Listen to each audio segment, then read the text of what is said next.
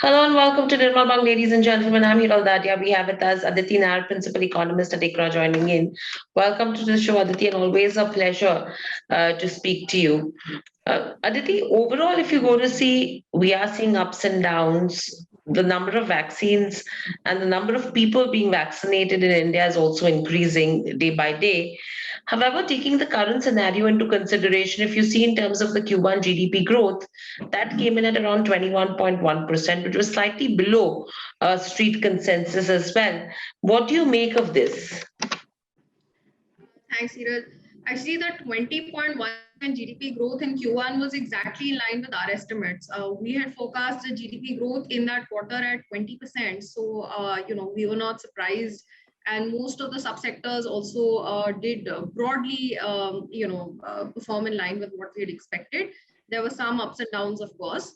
What we believe the right thing to do is not to analyze Q1 on a YOY basis, because that's really being boosted by the very low base of last year's stringent lockdown. And we believe a better comparison is to actually look at how the different sectors in Q1 of FY22 performed relative to their performance in Q1 of FY20, which is a pre-COVID level. So now when we do that, we've got three distinct buckets.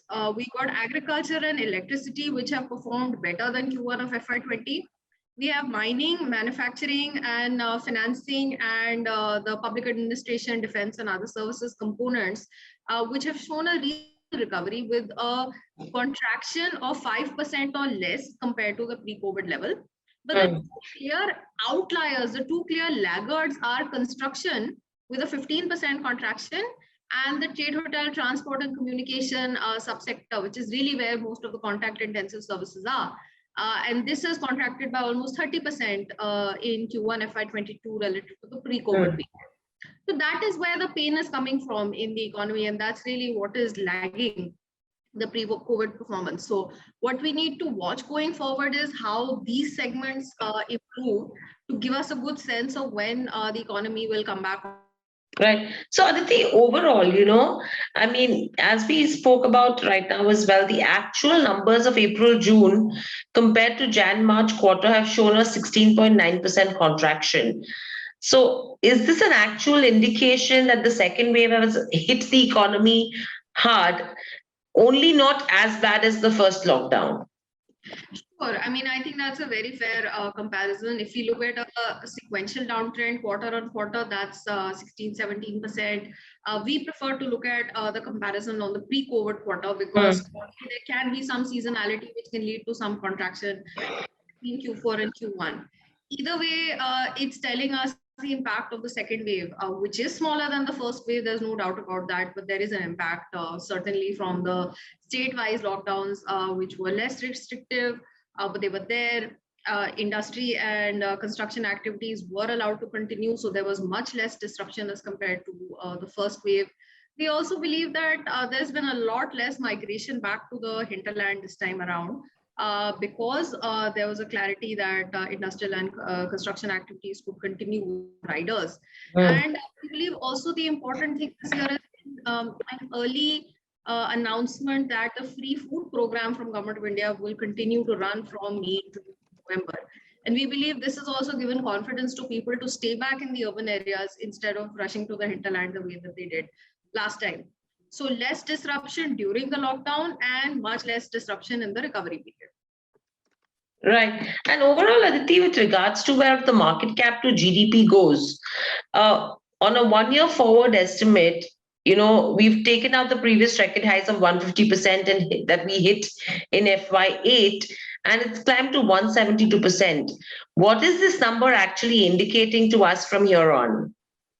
Yeah, I generally don't comment on the stock markets. The thing that I want to say over here is that we got a situation where we got a clear divergence between the listed formal part of the economy and the unlisted space. And I think a good indicator which is corroborating this is the fact that direct taxes have grown by 47% in Q1 of FY22 as compared to Q1 of FY20.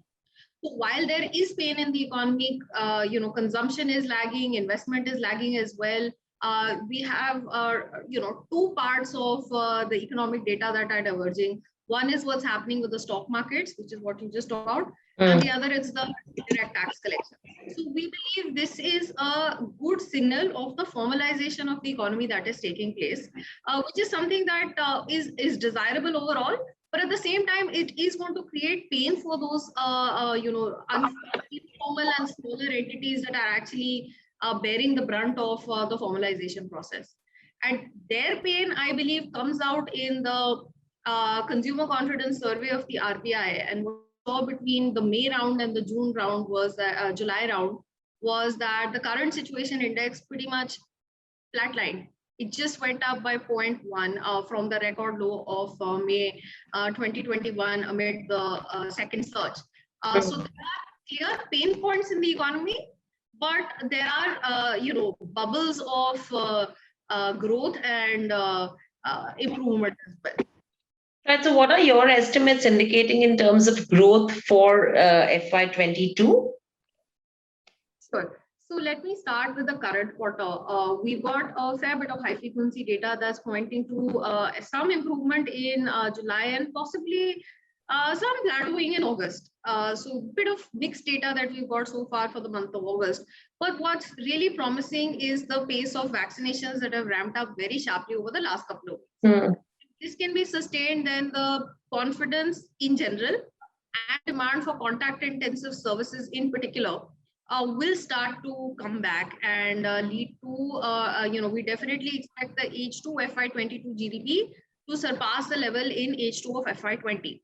Q2 is still a question mark. September is going to be pretty crucial in terms of helping us gauge whether Q2 is going to continue to lag Q2 of FY20, or it's going to be able to just about sort of break out of the pre-COVID level and push ahead. But H2, we are fairly confident that we're going to see a better performance as compared to the pre-COVID level. Of course, the risk of a third wave remains. We can't rule that out, but accelerating the vaccine coverage is really the best insurance that we can have at this point in time in terms of reducing the potency or the severity of a third wave. Right. So with all of this, another aspect that we've been considering so far, is in terms of where the government spending goes. Now, clearly, if you go to see, we have seen a lower base. GDP was supported by government capex. Our revenue expenditure was down right now. Now, do you think government spending will get under pressure from here on? Or to achieve the kind of growth that we're looking to achieve, they will have to increase their spends, on the back of which the revenue visibility is something which will be a focus point. Let me again compare government spending with FY20. And if we do that, both the government of India and the state government's revenue spending has improved moderately over the pre-COVID period. Government of India's capital expenditure has doubled over this period because, actually Q1 FY20 was a very low base because of the elections which were happening at that time. The state government's capex has recovered and just about edged up above the pre-COVID level. So overall, compared to pre-COVID, government expenditure has been moderate. But compared to last year, the government expenditure has been lower, especially for Government of India. Now, in terms of the revenue visibility, certainly the tax revenues, whether it's direct taxes or excise collections, have done exceedingly well in the period up till July. Part of it is the base, but even otherwise, the numbers are looking quite healthy. And so far, in the fiscal numbers for Government of India, we have the upfronting of the RBI's surplus. So that's making the fiscal deficit look much lower than last year or 2 year ago levels because of the timing mismatch which is there, which will effectively get corrected and go away from the August data onward. But overall, other than disinvestment, where there's a question mark about whether the big ticket, plans will get fructified within this year itself. The revenues are really not looking like a big concern. We don't have the same level of worry about the tax and the non-tax revenue receipts in FY22, the way that we did in FY21 when we really weren't clear what kind of bounce back there would be in H2. And frankly, the upturn in revenues in H2 of FY21 did surprise us. We did end up, seeing revenues better than what we were projected. But not only us, even Government of India's revised estimates turned out to be quite conservative as compared to the provisional actuals for tax revenues in particular. So this year, I think we are less concerned, much less concerned on the tax side. We don't see a scenario where the budget estimate for tax revenues will be missed, even if there is a modest cut in excise duties. So there's really no fiscal stress on that side. And the non-tax has been better than budgeted. So far, new expenditure commitments have not been very high in terms of actual fiscal outlays for FY22. So really the major concern is if there is a slippage of big ticket disinvestment from FY22 to FY23, then that is something that could affect the fiscal outcomes for this year. Right. So that's with regards to where growth goes. Now, coming back on the inflation front, what's your anticipation with regards to where the first quarter, the immediate inflation number that is expected? We actually expect the August CPI inflation number to tick up to about 5.9%, just a tiny bit below the 6% upper threshold of the MPC's 2 to 6% range. So discomfort is going to continue. In any case, CPI inflation is expected to be pretty sticky between 5 and 6% for the rest of this calendar year.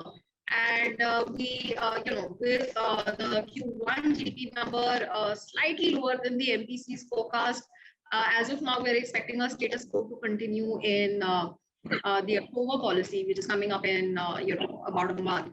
Before the December policy, right before that, we'll get the Q2 GDP number. So I think that will really influence the tone of the December number. Once it's clear that it's demand side factors that are driving inflation and not supply side disruptions, we believe that is when the RBI, the MPC will sort of start moving toward policy normalization. And with the expectation that improved vaccine coverage is going to really push up demand in Q3 and in Q4, we believe that February 2022 is when the MPC is most likely to change the stance from accommodative to neutral, with 2 rate hikes in April and June of next year, followed by a breather to really reassess the durability of the growth situation. Right.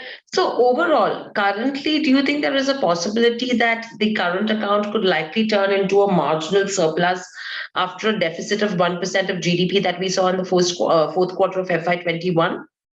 Yes, in Q1, we believe that because again, we had the state-wise lockdowns and they affected 2 things particularly. One is the demand for oil because mobility dropped during April, May, and then started picking up from June onward. And the second is the gold imports dropped in that quarter as well before really rearing back in June and July. So effectively, we think that there would be a small current account surplus in Q1. We're going to go right back to moderate current account deficits from Q2 onward. And overall for this year, we believe the current account deficit will be very manageable at $20 to $25 billion, which is about 0.7% of GDP. Okay.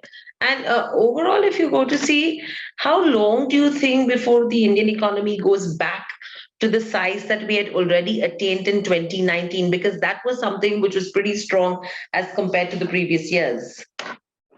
Sure. So, H2, like I said, we expect the Indian economy to be back to the pre-COVID level. And FY23, our expectation is that the Indian GDP in real terms is going to grow by 7.5%. So we should be well clear of the pre-COVID level next year. Right. And clearly with regards to where liquidity and rates go, as you already mentioned about, what could be the roadmap from here on, but how are you viewing liquidity, taking into consideration the stance that we've been hearing from the Fed as well, and how could it impact, emerging economies like India? In the case of India, our view is that especially with the Fed delinking the bond tapering from the rate hikes. That's given a major breather to economies in the emerging markets.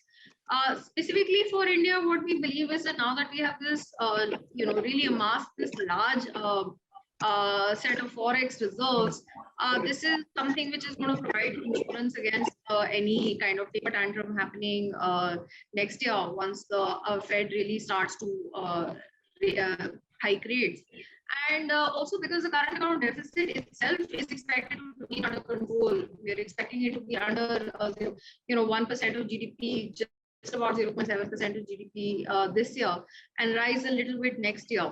So from that point of view, also the pressure is quite contained, and the forex reserves are at a record high. And this is something that is going to hold us in good stead. So at this point, we don't see external stress really being a source of concern for India's macroeconomic stability. The fiscal deficits are going to be large, no doubt. They'll have to correct over a period of time as revenues stabilize. Something that we believe is going to remain very sticky, and we need to really watch it as the domestic demand comes back. So that I believe will be the biggest concern. The risks and threats from third wave is something we have to just sort of live with at this point. And like I said, ramping up the vaccine coverage is the best insurance to conceive of at this point in time. Right. And very lastly, Aditi, overall right now, if someone actually wants to understand in what direction are we headed, what are the key monitorables that we need to really watch out for, which could actually give us a realistic picture? In a sense, one thing I haven't touched upon in our talk today, monsoon hasn't been great this year. It's been very uneven, and lots of rain in September isn't necessarily beneficial for the standing crop. Reservoir levels had ticked down significantly as compared to the last 2 years in the last couple of weeks because of the lull in rains that we saw in August. And that again isn't really a great scenario that's setting up for the Rabi crop. So we need to be a little watchful of how the agri crop scenario develops, because that's going to tell us whether rural demand will remain resilient. It's really helped since last year to be able to prop up the overall economic performance. So that's something that we need to watch. Overall, I would say that confidence coming back is really the key monitorable. How do we measure it? On a high frequency basis is something that we need to be watch. I don't believe electricity is giving very clear signals in this period, because the high growth is coinciding with periods of sharp deficiency in the rainfall. So I don't think that's a good indicative signal of pickup in the economy right now. I tend to like GST e-way bills. I think that's a simple indicator to watch to really tell us how much movement of goods is happening. It's not an indication of production. Production can happen without goods being moved across the country, and the IIB and the GST e-way bills don't necessarily they move in the same direction, but the intensity isn't the same effectively. But if I have to pick a single indicator to watch how the economy is improving and recovering, I would say that GST e-way bills is the best case that we have to understand the sequential momentum. Absolutely. I mean, yeah, there are a few parameters which are giving you an indication. And Aditi, my last question coming to you over here is especially in terms of where rural India goes. Earlier, there was a lot of impetus with regards to where growth support coming in from rural India. In the second wave, we did see a lot of impact that did come in terms of rural India, especially with regards to where the unorganized sectors were concerned as well. Do you think that's something which could hinder from here on as well for some time? Because recovery in terms of urban itself has taken really long. We don't know how far or how much time will rural India take to recover as well. We should look at rural as farm and non-farm separately. And our belief is that the farm sector and the demand from the farm sector has been very much insulated through the COVID period. So we had several good harvests. Even if we look at the Kharif picture, we are tracking a slightly lower area as compared to last year. And we think that this is going to be a decent harvest because the monsoon has been uneven, so I'm not expecting it to be a sort of spectacular crop season. And as I said, there are concerns cropping up on the Rabi side as well. But we do believe that the crop output will grow, and with higher MSPs and higher procurement, the rural farm demand should still be fairly strong in FY22.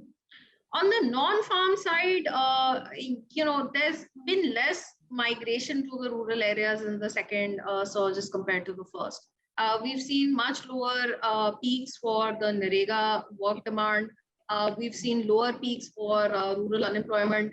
And that tells us that, first of all, the pressure in terms of migrants coming back to the rural areas has not been as high as last year. And I think the big contribution has come from announcing that free food grain will continue to November. At the same time, with the PM Kisan funds and the Narega funds being made available, it has supported the rural cash flows as well. We've seen a fair amount of the Narega allocation being used already in these months as compared to the budget estimates. So there has been inflow of funds into the rural economy, and that's something that will help the cash flows over there. The second surge certainly saw much higher rural infections as compared to the first surge. So the loss of income and employment and the medical expenses is something that people would have had to grapple with.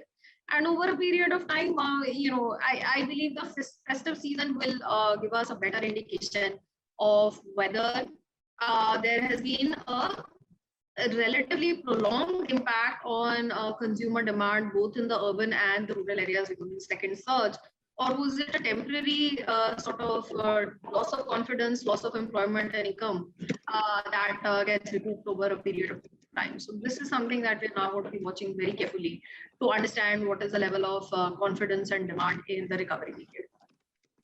Right. So overall, that's the entire picture that we should be holding on as well. Thank you, Aditi, so much for joining us on the show.